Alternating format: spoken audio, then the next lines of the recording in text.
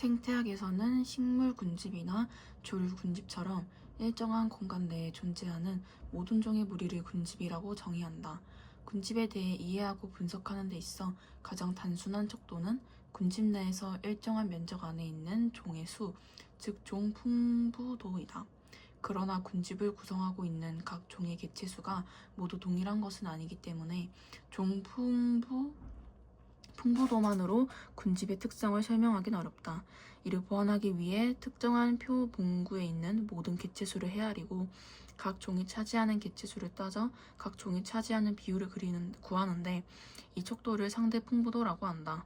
풍부도 서열 그래프는 각 종의 상대 풍부도를 서열화하여 나타낸 것이다.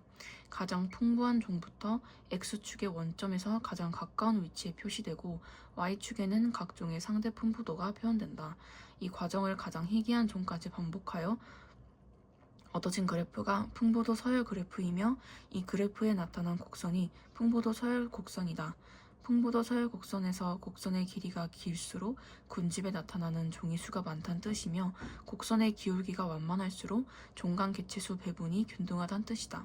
풍부도 서열 그래프는 군집의 생물학적 구조를 파악하는 데 사용될 수 있지만 군집에서 관찰된 차이를 정량화하는 수단이 되지 못한다.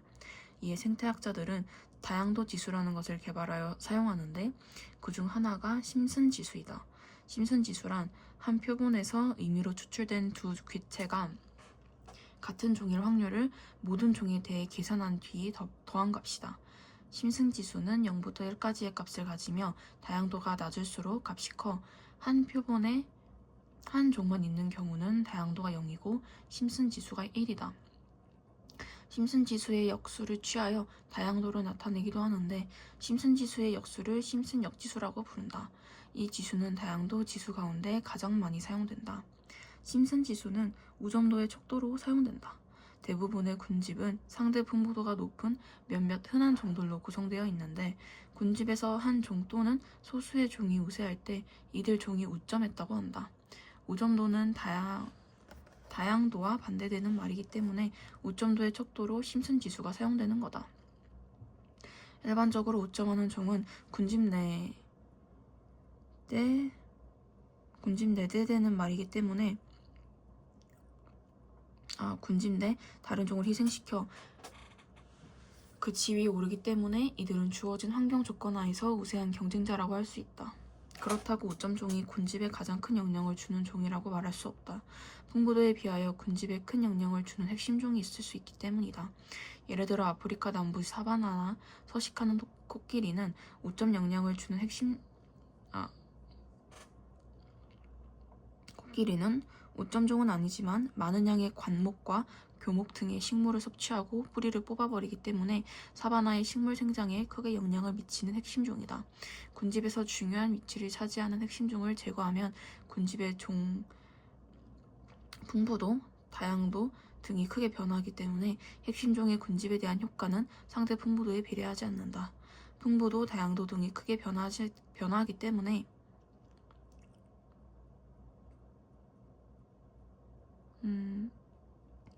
군집은 역동적이어서 공간과 시간에 따라 군집 구조가 달라진다.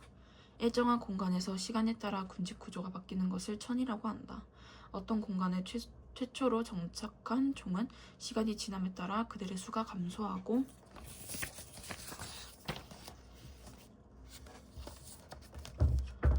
결국 다른 종으로 교체된다. 대부분의 경우 시간 경과에 따라 우점종이 전환되기 때문에 천이는 우점도의 변화를 가리키는 것이라고 할 수 있다. 천이는 1차 이천과 2차 천이로 구분되는데 1차 천이는 생물이 존재하지 않았던 장소를 생물이 점유하게 되는 것에서부터 시작되며 2차 천이는 이미 생물에 의해 점유되었던 공간이 교란 후에 일어난다. 교란이란 이미 존재하는 군집을 부분적 또는 전체적으로 제거하는 모든 과정을 일컫는 말이다. 1차 천이와 2차 천이의 과정에서 우점종이 달라진다는 것은 다양도 역시 달라진다는 의미이다. 천이의 과정은 종의 정착과 대치를 통해 진행되는데 시간에 따른 종의 정착과 대치는 종 풍부도에 영향을 미친다. 특히 비생물적 환경 변화는 1000년 이상의 규모에 걸친 청이 양상을 만들어야 되기 때문에 생태계 전반에 거대한 영향을 미칠 수 있다. 지구의 온도가 점진적으로 증가하는 수천 년 동안의 지구변화인 지구온난화 문제에 생태학계가 관심을 가진 이유는 이 때문이다.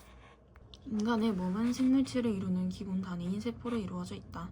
세포는 성장과 증식의 과정을 거치는데 이 과정에서 돌연변이 세포가 발생할 수 있다. 어떤 돌연변이 세포는 빠른 성장과 치밀성 성장을 보이고 성장이 억제되지 않아 과다하게 증식하면서 체내 각 부위에 확산되고 전이되어 생명의 위험을 초래하는 악성 종양이 되는 경우가 있는데 이 악성 종양이 암이다. 암은 한 개의 정상 세포에서 발생한 돌연변이 세포가 성장하고 증식하는 과정에서 전이 능력이 강하고 빠른 돌연변이 세포들이 발생하여 축적된 것이다. 정상 세포에는 성장과 증식 과정을 조절하는 기제가 있다. 암세포 역시 세포의 한 종류이지만 이러한 기제에 이상이 생겨 암세포의 축적이 일어나게 된다. 따라서 암세포의 증식은 정상 세포의 성장 및 증식 과정 견주어 이해해야 한다. 세포는 성장하고 분열하는 과정을 반복하는데 이를 세포 주기라고 한다. 세포 주기는 G1기, S기, G2기, M기의 과정을 거친다. G1기는 새로운 세포가 만들어진 다음 DNA를 복제하기 전까지의 기간으로 이 시기에는 물질 대사를 통해 세포를 구성하는 물질을 합성하며 세포의 크기가 커진다. S기에서 DNA 복제가 이루어진다. 세포 분열이 이루어지면 두 개의 딸 세포는 동일한 염색체 세트를 가져야 하기 때문이다. G2기에서는 세포 분열에 필요한 단백질이 합성되고 세포는 계속 성장하면서 세포 골격을 이루는 미세 소관이 재배열된다. M기에는 세포 분열이 이루어진다. 이 시기에는 두 가닥으로 된 염색체를 볼 수 있다. 미세 소관이 염색체를 붙잡아 세포의 양 끝으로 잡아 끌어 세포 분열이 이루어지고 두 개의 딸 세포가 분리된다. 세포 주기의 전 과정은 무조건 발생하는 건 아니다. 세포 주기에는 확인 지점이 있어서 세포 주기의 진행 여부를 판단한다. 주요 확인 지점으로는 G1기 확인 지점과 G2기 확인 지점, 그리고 세포 분열 단계에서 나타나는 M기 확인 지점이 있다. 각 확인 지점에서는 사이클린이라는 단백질과 사이클린 의존성 인산화 효소인 CDK가 결합된 사이클린 CDK 복합체가 만들어지고 CDK가 활성화됨으로써 사이클린 CDK 복합체가 활성화된다.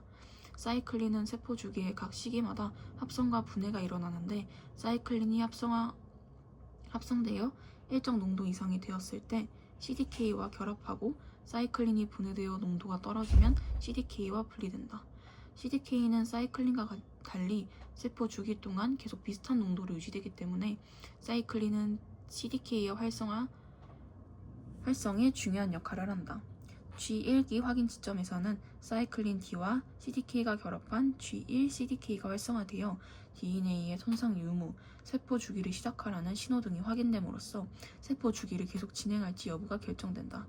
가령 DNA 손상이 있다면 특정 단백질에 의해 CDK의 활성이 억제되는 작용이 나타나거나 사이클린을 분해하는 작용이 나타나서 세포 주기가 정지된다.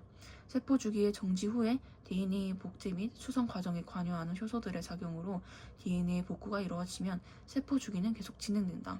G2기 확인 지점에서는 MCDK 활성화로 DNA 복제와 DNA 이상 여부 및 세포 분열에 필요한 단백질이 충분히 준비되었는지 확인된다. MCDK는 사이클린 B와 CDK가 결합한 복합체인데 M기 확인 지점에서도 활성화되어 염색체가 잘 분리될 수 있는지 점검한다. 이 확인 지점들에서 제대로 점검되면 세포가 함부로 증식할 수 없다. 이를 통해서 암은 G1기, G2기, M기에서 점검이 제대로 되지 않으며 세포 주기가 계속 진행되도록 하고 세포 주기 진행을 멈추게 하는 작용이 이상이 생겼을 때 나타날 수 있음을 알 수 있다. 이는 마치 자동차의 가속 페달이 계속 밟혀 있는 상태에서 브레이크도 제대로 작동하지 않는 것과 같다. 실제 암 조직을 분석해보면 사이클린의 농도 수준이 CDK와 결합하는 수준 이상으로 증가되고 CDK의 활성화를 억제하는 작용이 나타나지 않아서 세포 주기가 계속 진행되는 돌연변이 세포의 증가를 볼 수 있다. 한편 성장인자는 분자 신호로 세포의 성장과 분열에 영향을 준다. 그 중에는 스테로이드, 호르몬 같은 지질 계통의 것도 있지만 대부분은 단백질이다. 세포막에는 성장인지와 결합할 수 있는 특정한 수용체가 있다. 이 수용체는 단백질 계통의 성장인지와 결합하여 활성화되고 활성화된 수용체는 세포의 핵의 성장이나 증식 신호를 전달할 수 있게 된다. 하나의 세포에서 핵과 세포막 사이에는 마이크로미터 단위의 거리로 떨어져 있기 때문에 세포막의 수용체에서 인식한 정보는 일련의 신호 전달 반응을 거쳐 최종적으로 전사 인자에 의해 성장이나 증식 신호가 핵까지 전달된다. 정상적인 수용체는 성장 인자와 결합할 때만 활성화된다. 하지만 수용체에 변이가 생기면 그 구조가 변화해서 성장 인자가 없어도 활성화된 상태가 지속되는 것도 있다. 암세포의 수용체에 이러한 변이가 생기면 암세포는 끊임없이 성장 또는 증식되는 것이다. 암은 이와 같이 세포의 증식 과정에서 이상에 의해서만 발생하는 건 아니다. 세포의 비정상적인 작용이 일어나거나 세포가 노화되었을 때 세포 스스로를 죽게 만드는 세포 자살 같은 기능이 일어나지 않게 하는 변이를 일으키는 경우도 있기 때문이다. 이와 같은 암은 여러 종류의 돌연 변이가 축적된 것이기 때문에 한 가지 치료 방법만으로는 암을 치료할 수가 없다.